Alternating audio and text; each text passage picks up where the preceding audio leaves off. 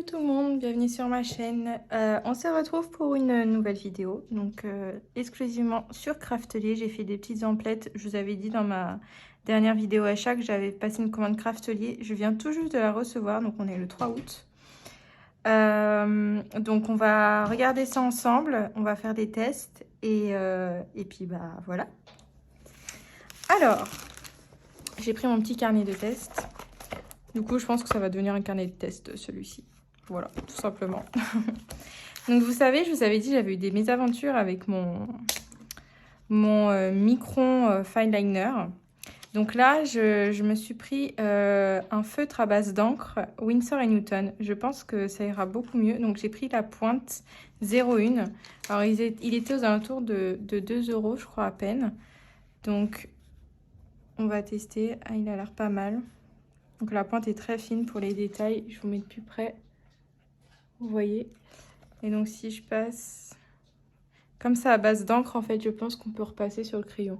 Après, c'est pas le but, hein. Le but, c'est vraiment de faire tout ce qui est cils, sourcils, etc. Alors, vous allez entendre Sia gratter à la fenêtre. Mais Monsieur Sia va attendre que je finisse de filmer pour sortir. Ensuite, je me suis pris un pinceau aquarelle de la marque Neptune. Alors c'est une marque que j'ai connue quand je faisais de l'aquarelle, mais je m'étais jamais lancée dans l'achat de ces pinceaux parce qu'ils sont pas donnés.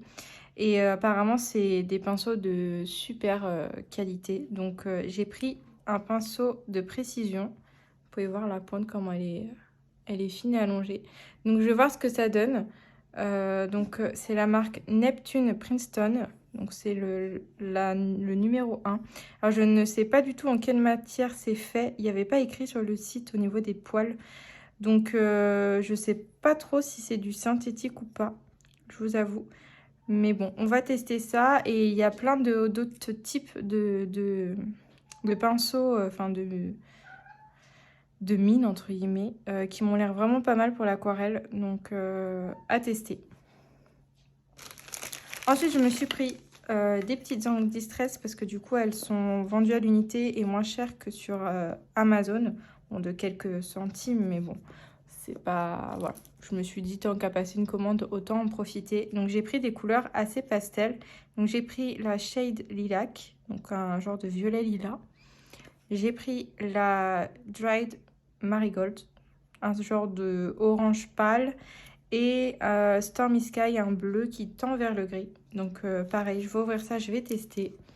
Et je me suis pris cette petite palette d'aquarelle qui me faisait énormément de l'œil. Donc ce sont des teintes pastel. Donc j'ai pas mal de palettes d'aquarelle, mais c'est vrai que j'ai pas de teintes pastel. C'est vraiment les couleurs qui me manquaient. Donc j'ai craqué pour cette palette. Il paraît que ça ressemble un peu à de la gouache en termes de texture, qu'elle n'est pas vraiment transparente. Bon, moi personnellement, je pense pas que ça va me déranger. Mais du coup, on va voir ça ensemble. Donc ça, j'avais déjà vu, j'ai déjà regardé sur les chaînes des revues là-dessus. Hop, je vais retirer les machins. Et donc on a le petit nuancé qu'on va faire ensemble. Ah, c'est top. C'est top, c'est top. Donc bah c'est parti, je vais déballer tout ça et puis on passe à la phase de test juste après.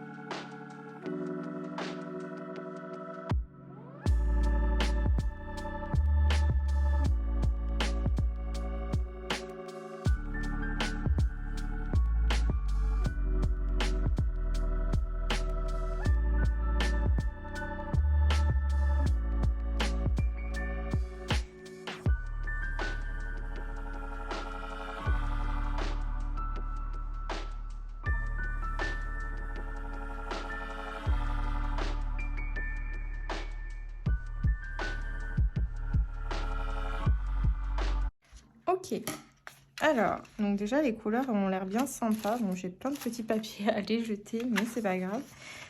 Donc, on va faire le nuancier. Du coup, alors j'ai pris mon pinceau à réservoir d'eau pour aller plus vite. Ce sera plus simple pour moi. Bien évidemment, j'ai pris un pinceau vide. Et je vais aller le remplir. Ok. Alors, je vais le mettre comme ça. Voilà. Donc, le Piriwinky, donc c'est Pervenche, il me semble. Ah, c'est beau. Ah, vous voyez, j'ai pas du tout de couleur comme ça. Je suis super contente. Ensuite, le sauge.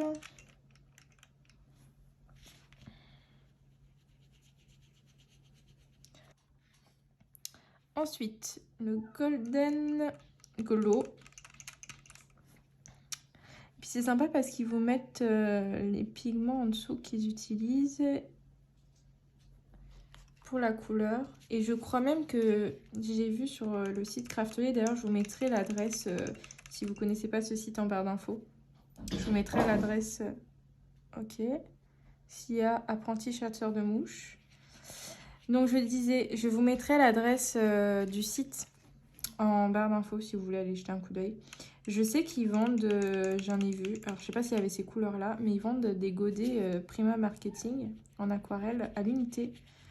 Donc si vous voulez tester sans pour cela vous prendre une palette, je pense que c'est intéressant. Moi je suis en plein kiff là sur les couleurs, c'est tout ce que j'aime. Surtout là les premières teintes, j'adore. Ah il est beau ce gris. Donc là on a un gris pierre, je crois que Stone c'est pierre. Ensuite Breezy. Ça a l'air d'être un joli bleu.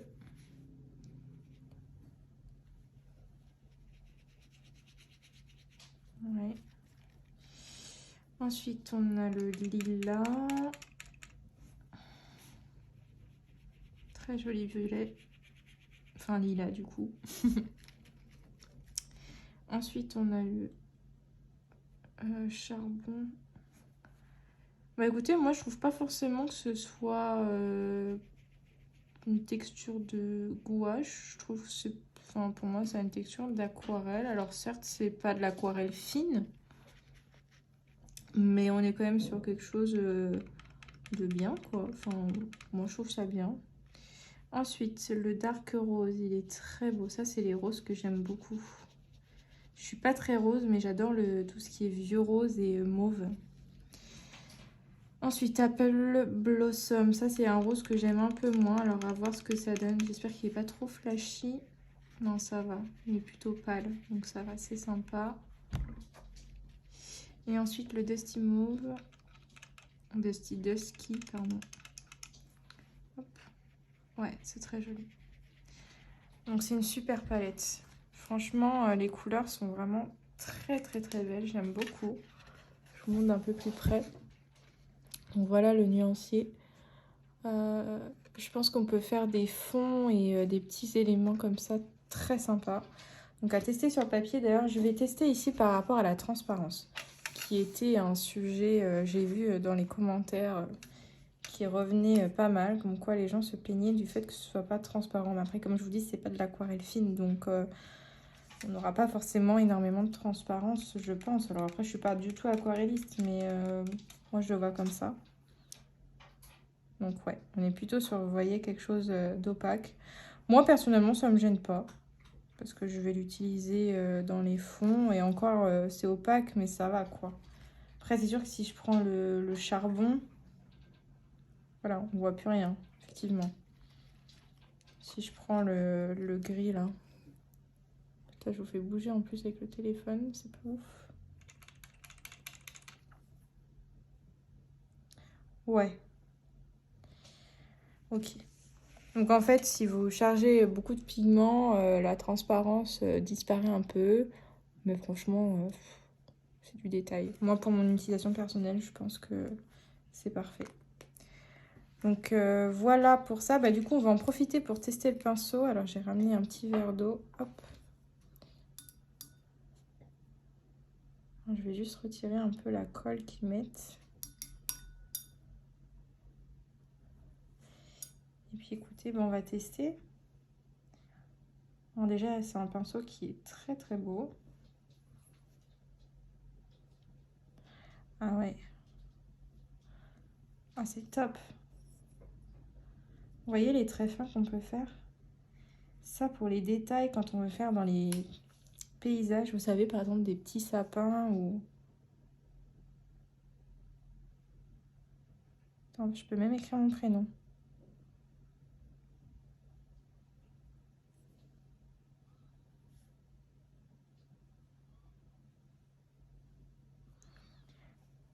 Il est super. Je m'éclate. Il est très très très beau. Très très beau, n'importe quoi. Oui, le pinceau est beau, mais l'utilisation est top. Ah bah je suis contente. Je pense que je me laisserai tenter les mois prochains par d'autres pinceaux de cette gamme-là. Je vais le laisser dans son étui. Et puis les poils ont l'air d'être bien soudés entre eux. Donc ça c'est top. Hop. J'en mets dedans. Je vous montre un peu plus près. Donc voilà pour ce qui est de l'aquarelle. Écoutez, moi j'en suis très contente. En plus c'est une petite palette qui se transporte partout. Je vais juste laisser sécher le nuancier. Ensuite on va passer du coup aux angles. Donc j'ai pris mon petit tampon avec mes embouts. C'est des embouts neufs, donc c'est normal que on va avoir des traces du coup. Mais c'est pas très grave. Je veux juste voir la couleur moi. Hop. Donc on va commencer avec le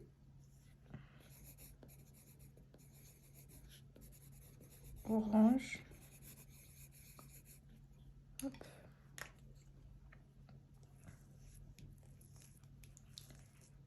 Alors on m'avait demandé une fois comment je faisais pour pas avoir des traces avec mes Distress.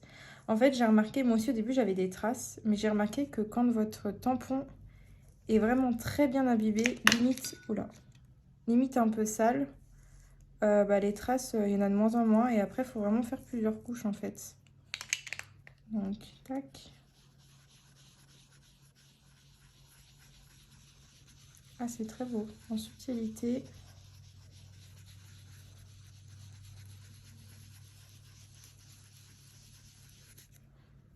Ah j'aime bien. Donc ça, c'est cette couleur-là. Ensuite, j'ai le Shaded Lilac. Il faudrait que je fasse mon nuancier de Distress parce que je ne l'ai pas fait. Et je commence à en avoir pas mal. Enfin, si je l'ai fait, mais il faudrait que je le fasse sur... pour mettre dans mon petit carnet à 5, là. Dans mon petit lutin.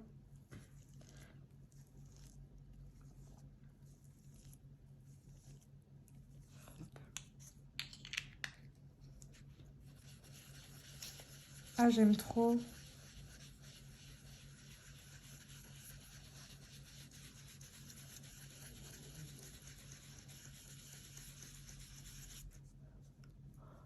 Je vous montrerai de plus près après. Et donc ensuite, on a le Stormy Sky. Tac.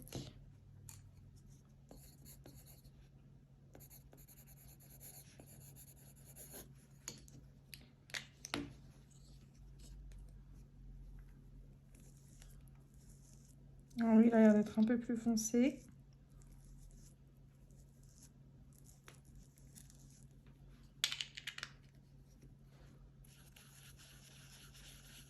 Ouais, mais il est très sympa. Donc je trouve que ouais, pour le coup, Craftly, ça vaut le coup au niveau des Distress parce qu'on peut les prendre à l'unité en fonction des couleurs qu'on veut. Et parce que je sais que Amazon, ils vendent des kits. Moi, j'en ai pris quelques-uns qui m'intéressaient. Mais par exemple, dans certains kits, il y a parfois une couleur, bon, m'intéresse pas des masses. Et donc, bah, je suis pas forcément amenée à l'utiliser. Tandis que là, si je prends vraiment des couleurs qui me plaisent, bah, je suis sûre que ça sert, quoi. Donc voilà pour ce qui est des 3 Distress que j'ai pris. Donc je suis très contente, c'est des couleurs qui sont très belles, que j'ai pas. Donc voilà, je suis conquise. Là mon petit crayon Winsor & Newton a l'air d'être pas mal. Si je vois qu'il est pas mal, je verrai pour prendre d'autres tailles. Parce que j'ai pris c'est pas la plus petite. Je crois qu'elle a encore la 0,01. Mais après, il y a plein d'autres tailles. Donc ça, c'est cool. Donc voilà pour ce qui est de mes petites emplettes chez Craftelier. Franchement, je vous invite à aller faire un tour. Alors, la livraison, je la trouve un peu chère quand même. Après, je sais que ça vient pas forcément de France. Je crois que ça vient d'Espagne, mais je suis pas sûre. Mais ouais, la livraison, moi j'en ai pour 5 euros, je crois. Et je crois que vous l'avez gratuite à partir de 60 euros, mais je suis pas sûre. Donc voilà, c'est pas donné par rapport à ce qu'on prend. Donc c'est pour ça que j'essaye de prendre pas mal de petites choses pour que ce soit entre guillemets rentable. Mais voilà, je vous invite à aller faire un tour, c'est super chouette, vous avez plein de choses.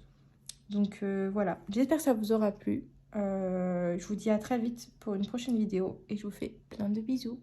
Bye bye.